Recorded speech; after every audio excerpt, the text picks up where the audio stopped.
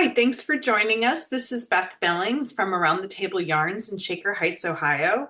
Tonight is Sweater Club, and tonight is our November 2024 meeting for Sweater Club. And we are on the second to last meeting for this sweater, The Order of the Garter by Annamaria Ötvös. Today we're going to be working on putting the I-cord edging on, and I'm going to show you a little bit about my pocket as it continues. And then the next time we're meeting, I think, is December, I want to say 15th, but now I can't remember if it's the 15th or the 16th. I'm going to look real fast. December 15th, the 16th. And at that point, we'll do all of the finishing bits and pieces. So sewing the seam under the sleeve for those of you who work the sleeve back and forth, sewing on buttons, and finishing the bottom of the pocket and attaching it to the sweater. So I kind of want to finish my I-cord before I do my pocket length all the way.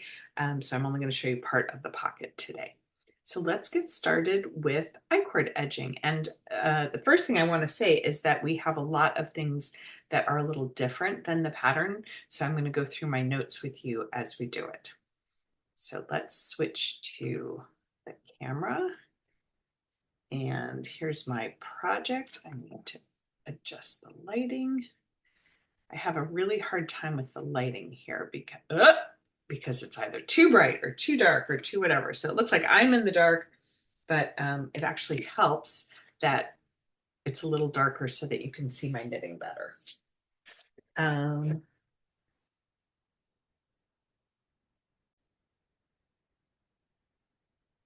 Okay, so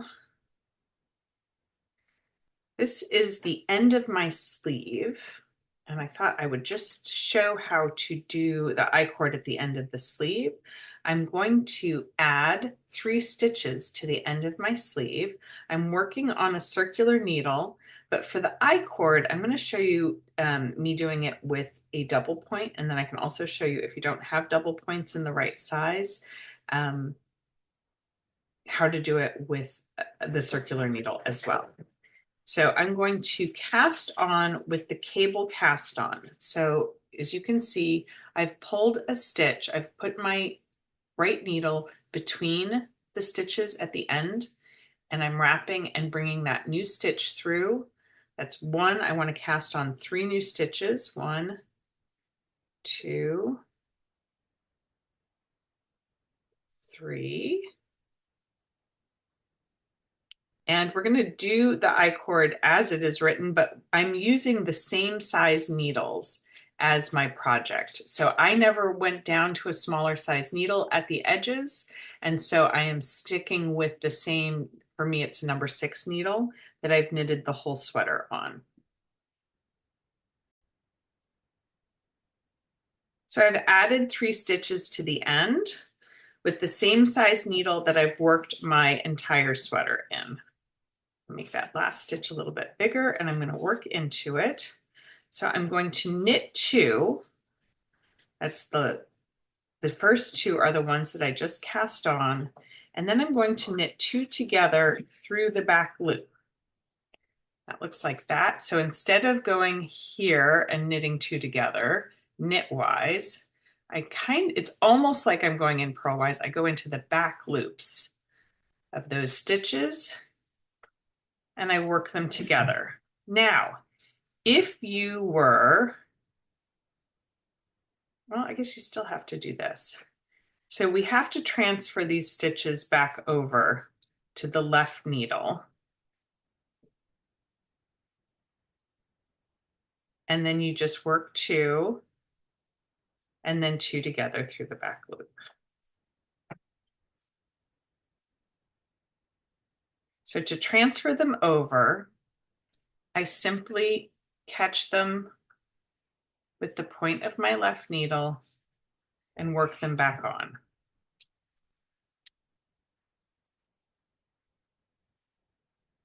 And you knit 2, and then you knit 2 together, and then you slide them back on. I do often pull this the work down away from the needle to make it easier to slide on, or I pull, you can see I'm pulling the needle up a little bit. So I'm not holding it close. I'm actually stretching that stitch out a little bit to make it easier to get onto, focus, to make it easier to get onto the needle. So I'll show that again. So knit, 1, 2, and then 2 together. And you'll notice whenever I'm going to do something that's beyond just a regular knit stitch, I do often pull my work a little bit to give me more space to get in there. It makes it a little faster, and then I knit that, and then I pull again as I transfer so that I decrease the chance that I'm going to split those stitches. Sorry, that's so fuzzy there. So now you can see the I-cord edge is forming. Just light a little bit.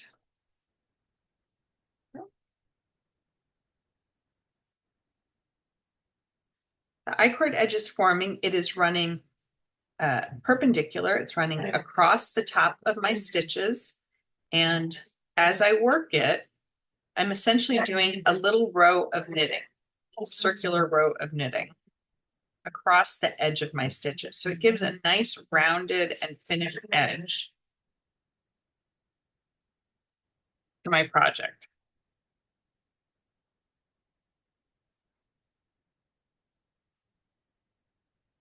I'm going to pause the video recording and work across to the last stitch and then show you how I bind that off. So you just keep going 1, 2, and then 2 together, slip them back on, 1, 2, 2 together, slip them back on until you get to the very last stitches. So I've gotten to the end of this row, and you can see how nicely this I-cord edge lays flat on the edge of my knitting. I've been working from the right side of the fabric. It's a little bit more pronounced on the wrong side of the fabric.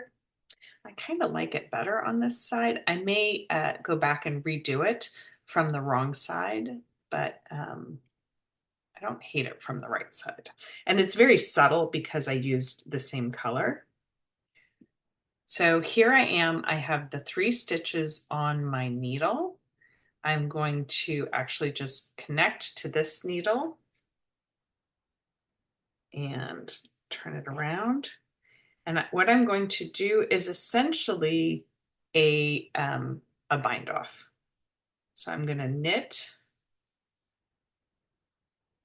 2 stitches and pull one over the other. I'm going to knit the last 2 stitches through the back loop, pull this over that, and that's the end of my, oh, that was very blurry. So I essentially just did all of this, the same steps, but binding off at the same time. And I will pull my yarn off and break it. And I will use this. No, I shouldn't have broken it. I could have used it to seam. Haha. Don't break it. You could use it to seam. Don't break it when you get done. All right, so there's my I-cord edge. What I like is that this is a really stretchy edge. You don't have to worry about it not being the right length. It lays nice and flat. It gives a textural difference because it is a rounded edge. And I may redo it on that other side. And then you just finish it. And then when I seam this side, I'll just seam those 2 parts together. So when I seam my sleeve, I'll seam that together as well. And we'll talk about that next week. Okay, so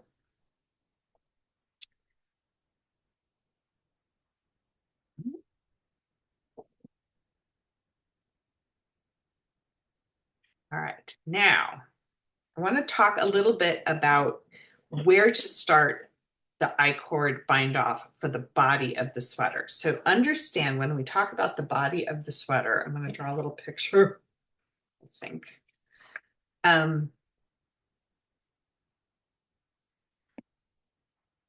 Here's a little picture for you, a little visual. It's so blurry. Too close, too far, too close. Okay. Remy, stop. So here's my sweater. I'm looking at it from the back. Right, so I have my shoulder seams, I have the back of my neck, and then it goes down from there. And what I want to do is pick a place to join so that I don't have, she has you graft the edges in her instructions, and I don't really want to graft the edges. So if this is the back of my neck, I want to start here in the middle of the back of my neck. And I want to start with 3 provisional stitches, knitted with waste yarn, and then continue with my I-cord. And as I continue with my I-cord, I'm going to pick up a stitch as I go from each of the stitches along the back of the neck and then along the front of the neck. And then I'm going to turn a corner there and go down the front and then pick up all of my body stitches are still on the needles or still on a holder. So I'll turn and I'll work the bottom just like I did the sleeve until I come around to the other side, and then I'll come back up here, turn a corner, pick up, pick up, pick up, pick up, pick up, and then finally I will graft the 3 stitches together at the end. So it starts here, goes around the one side of the back of the neck, that side front, down the front, across the side of the body, turn and go across the back of the body, all the way to the other side, turn and come back the front of the body, go up, turn and come around the neck. So that's essentially the path that our I-cord is going to run. I can't show you the whole sweater on the camera. It just seems so difficult. But there's a nice technique that we can use at the top where we use just short DPNs. So I'm kind of just going to eyeball the middle. I mean, I could fold it here and find the middle that way. So let's say this is the middle. And again,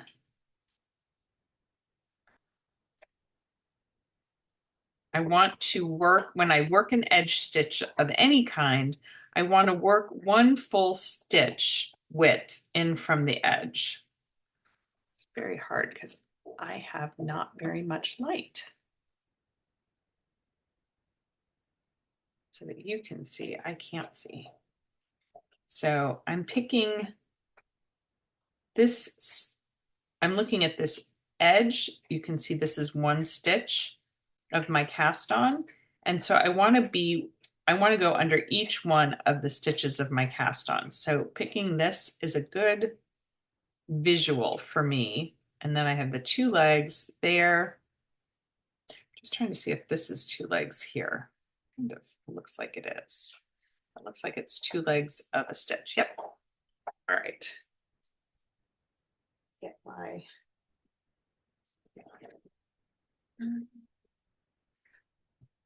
ball of yarn sitting right next to me.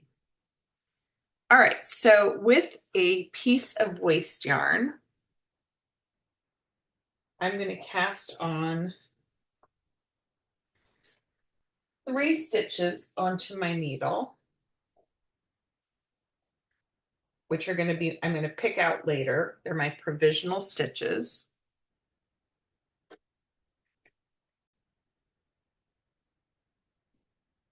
So here are 3 stitches. 1, 2, 3. Put this in here.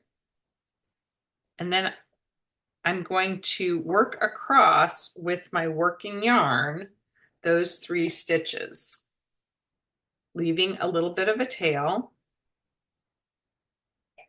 So I've poked it into the spot where I want to pick up a stitch. I have 3 stitches on the needle, and I'm going to just work 1,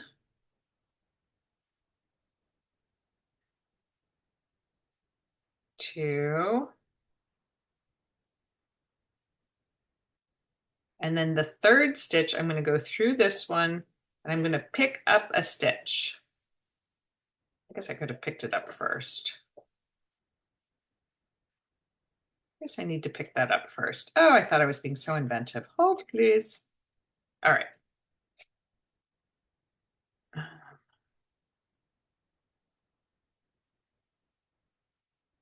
see.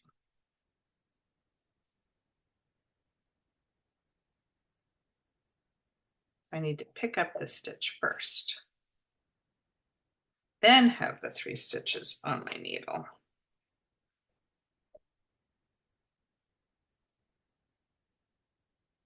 Everybody hear Remy chewing behind me. She's having a bone.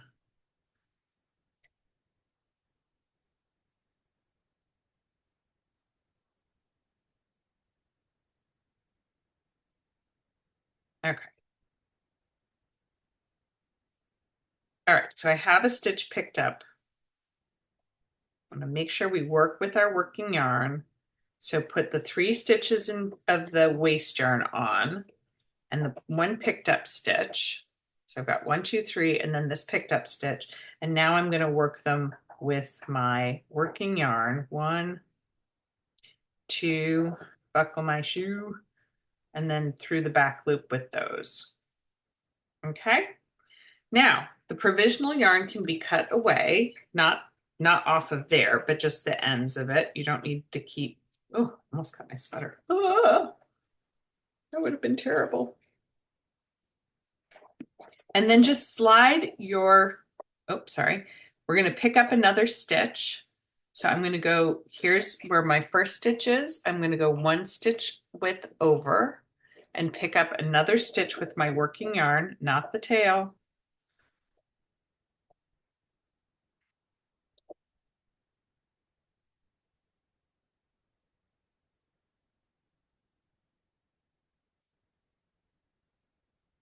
And then I'm going to continue in my I-cord. I just slide that over to the right end. You don't turn the work when you're working I-cord, you just slide it over to the right hand side or slide the stitches back on the needle. So when I'm pulling the working yarn, I'm pulling it from where I picked up that stitch. Oop, knit 2 together through the back loop. Then you pick up the next stitch along, slide it over, knit 2 together through the back loop. So keep those little tails out of our way. Nice firm pull on your yarn as you do this. So it makes a nice even I-cord. And I'm knitting with my tail. I'm so good at this.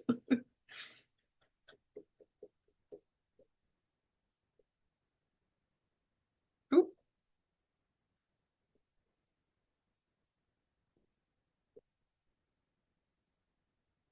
Okay. Don't knit with your tail. Don't be like Beth. Don't knit with your tail. So pull the work. Now I was wondering why it didn't feel like it was pulling anything. Pull the working yarn over so it's coming from here. And then you knit 1, 2, buckle my shoe, 2 together through the back loop. Pick up 1 more stitch. So I go from front to back, wrap around, and pull the working yarn through. See where my working yarn is attached here on the left-hand side. Slide it over. You just pull the working yarn over across the back of those stitches like that to make this next stitch. And it is that pulling, so it's a kind of a firm pull. It is that pulling that makes the 3 stitches curve around the top of the collar here. So I'm going to keep doing that as I get to here. I just want to talk to you about turning a corner. If you were knitting at a corner and you were going to turn this, like picked up stitches here and picked up stitches here, and you wanted to go from this direction to that direction, you need to add a stitch on every row on either side of the corner stitch to make that turn. Okay, so I'm going to draw pictures again. I know you love it when I draw pictures. So if this is the corner, you need to come in this direction, with your I-cord, and then you need to add one here, then the middle stitch, and then you add another one here before you continue. So there's 2 stitches added, just like if you were crocheting. Oh, that is a terrible picture. Let's make that bigger. So here's my corner. I'm going to add 1 stitch. I'm going to have one in the middle, and I'm going to add 1 stitch on either side of the very corner stitch. So I'm going to call the very corner stitch the last one in the row that I'm working. So if this is the direction I'm working, I'm going to add a stitch before the very corner stitch, and then I'm going to add another one at the end. But what do I mean by adding a stitch when I'm working in an I-cord? I'm going to show you just where we are. So every time we've picked up a stitch and we've done knit two together through the back loop, to add an extra little bit of length, we're just going to do a plain pass of I-cord.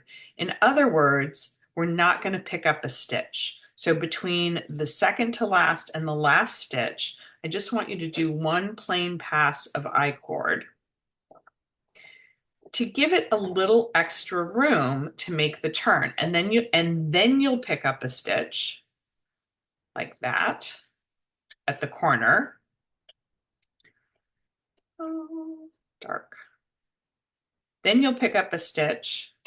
You'll work the regular pass of the I-cord, 1, which is knit two together through the back loop, 2, and then 2 together. And then to add a further stitch on the other side, we're just going to do another plain pass. So that plain pass of the I-cord is essentially like adding 1 stitch, like you would if you were doing a crochet corner or if you were doing a mitered corner on a. And when you do that, you do not work the last stitch through the back loop. You just work it normally. Unless you can't pick it up. Okay, there we go. Like that. So that gives you a little bit of extra length. It's falling into my lap. It gives you a little bit of extra length right here to make it turn a corner if you were actually at a corner. I'm not actually at a corner.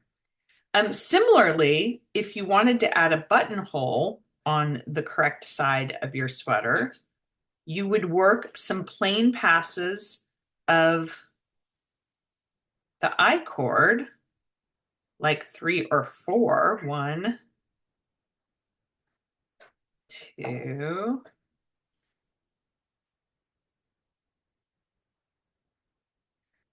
depending on the size of your button. So that stretched, it would accommodate your button between the I-cord and the fabric. So see how I'm doing that separately? And then I could resume and rejoin along here.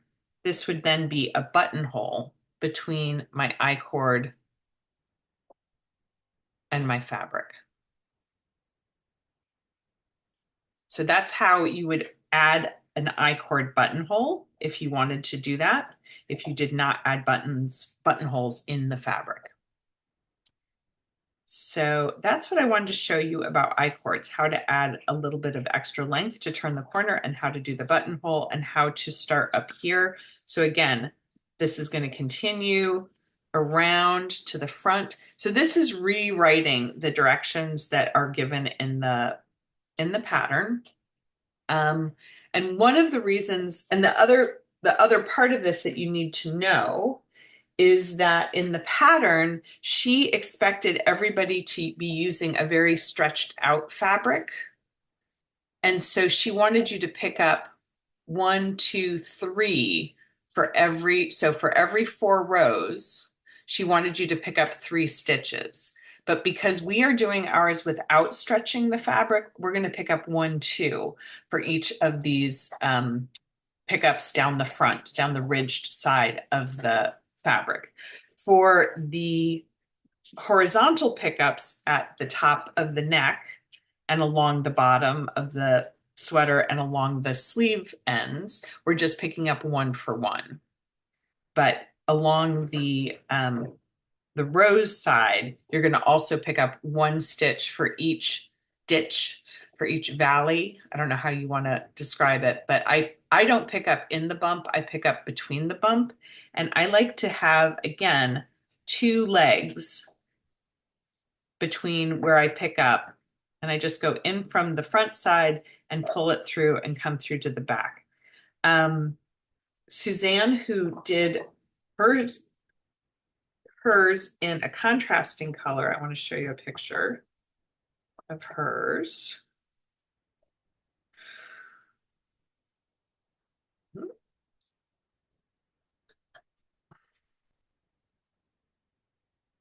If I can, if it will come out.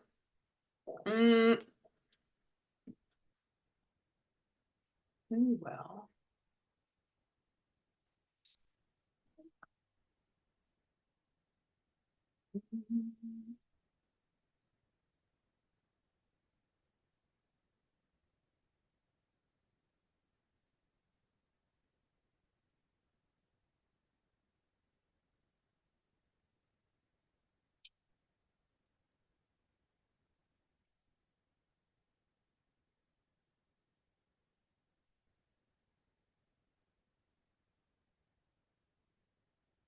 So this is a photo we took this morning in the shop. So Suzanne started up here and she picked up with this beautiful contrasting color. And she had a debate about whether she was going to pick it up with the working yarn or in the original color. And I think she decided that she was going to do the whole thing in the contrast color. But you can see here that there's this almost right angle turn. And that is the place where you want to add 1 clean pass or 1 unanchored pass before the turn and 1 after the turn, so that you have the stretch that you need to go from this direction to this direction. Okay, so that's a lot about I-cord. And I'm going to just take this out. I'm going to go back and redo it not in the dark. So you can see that just comes out really easily. And I think there. So we'll come back to that in a little bit, or I'll come back to that in a little bit and do my I-cord edging at the top. So I just want to show you the progress on my pocket. So as you may or may not know, I was doing an afterthought pocket. So I had sewn waste yarn across this number of stitches. And then last time I showed you how I picked up those stitches. Now I've joined a contrasting yarn, a really soft, squishy contrasting yarn, and I picked up all of the stitches and I'm working this contrasting yarn in a tube coming out from the stitches that were picked up. Sorry, I'm tangled around my yarn here. Get this undone. In the dark. In the dark, I'm in the dark. I have this little ball of yarn that's at the end of my knitting that I keep thinking I'm going to use, and I think maybe it's just a pain in my neck and I'm going to not use it. So I think I'm just going to cut it and get it out of here. It has been nothing but a headache since the beginning. Okay. So I'm working magic loop. I just want to give that a quick demonstration, since in sweaters, we don't usually work magic loop. So I picked up the stitches. So I picked up all of the stitches around by bringing my needle. So these were on a holder here. I have one on a holder here. So I just threaded the stitches onto my needle and I divided it and bent the cable of my needle at the halfway point and had the cables hanging out on the left-hand side, and my needles pointed to the right, and I pushed the stitches onto the needle that was closest to me.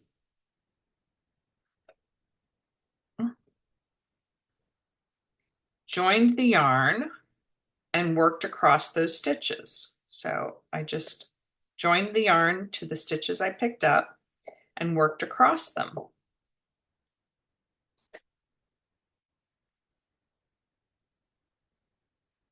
Like so. When you get to the end of that, the needles will both be pointing essentially to the left. So we'll have transferred all the stitches off. Again, I'm using the same, or I'm using the size of needle that, actually I'm using the same size needle. The yarn that I chose for the pocket is very similar in weight to the yarn that I chose for the sweater. So I get all the way to the end of the pocket,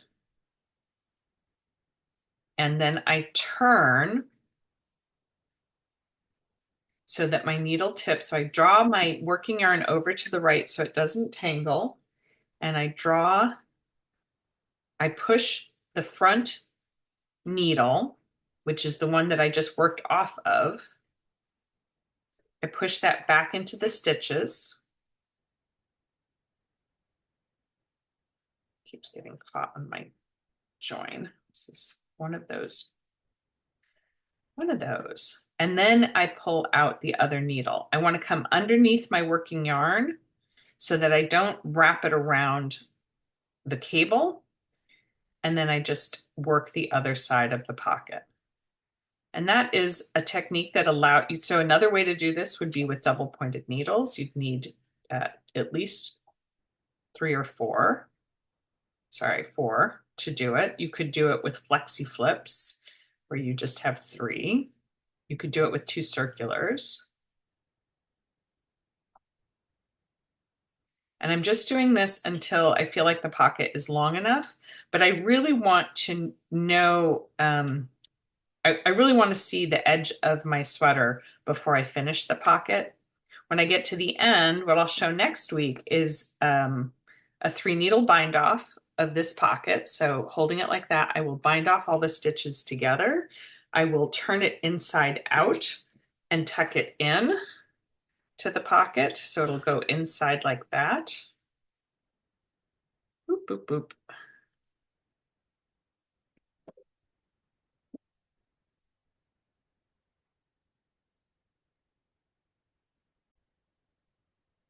Got rid of the barking dogs. Okay, so this is what the pocket will look like when it's done. So there's a little bit of bulk to it as it's laying here, but I won't be sewing the sides down because the sides are all enclosed. So what I'm going to do is crochet a chain to each corner, and that crochet chain is going to be anchored at the bottom of the pocket.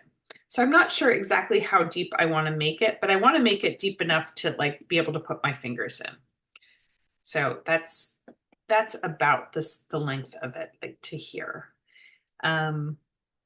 So I'll keep trying it. And then I might pick up and do I-cord around the edge of this. I might not. I kind of like how plain it looks and how simple it is, and that you can sort of see the orange. It peeks out a little bit when you're wearing it. So that's everything today, I think. I hope you're enjoying it. If you have any questions, feel free to contact me at info@aroundthetableyarns.com, or our telephone number at the shop is 216-230-9224. Thank you for watching, and I hope you're coming along with your sweater.